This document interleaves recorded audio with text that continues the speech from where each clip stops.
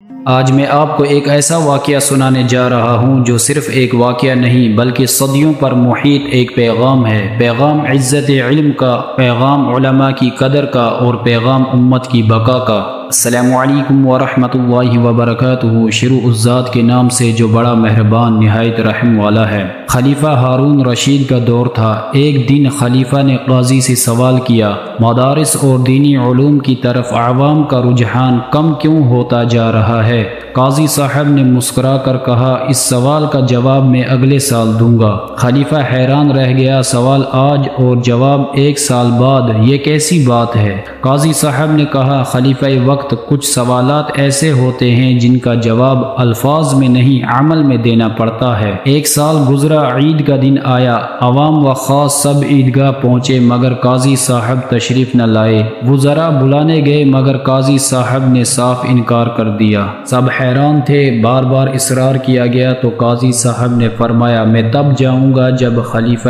وقت خود آ کر اٹھا کر مجھے لے کر جائے۔ وزراء حیران رہ گئے کہ یہ کیسا مطالبہ ہے، لیکن بات خلیفہ تک پہنچی۔ ہارون رشید جو علم دوست اور علماء کی قدر جاننے والا شخص تھا، فوراً خود چل کر آئے اور قاضی صاحب کو احترام کے ساتھ عیدگاہ لے گئے۔ عید گزر گئی اور چند دنوں بعد خلیفہ خود قاضی کے در پر حاضر ہوا۔ قاضی صاحب سے کہا، مدارس میں طلبہ کی تعداد اتنی بڑھ گئی ہے کہ بیٹھنے کے لیے چٹائیاں بھی کم پڑ گئی ہیں۔ وزراء اور درباریوں کے بچے بھی زمین پر بیٹھ کر تعلیم حاصل کر رہے ہیں۔ قاضی صاحب مسکرائے اور کہا، خلیفہ وقت، یہ ہے آپ کے سوال کا جواب۔ جب حاکم وقت علم کے وارث کو عزت دے تو علم کی محفلیں آباد ہو جاتی ہیں، لیکن جب علم والوں کی بے توقیری ہو تو قوم جہالت میں ڈوب جاتی ہے۔ لیکن افسوس، آج کے حالات اس کے بالکل برعکس ہیں۔ یہاں علم کے وارث بے توقیر ہیں۔ دنیا بھر میں طلبہ کامیابیاں حاصل کرتے ہیں مگر ہمارے حکمرانوں کے کانوں پر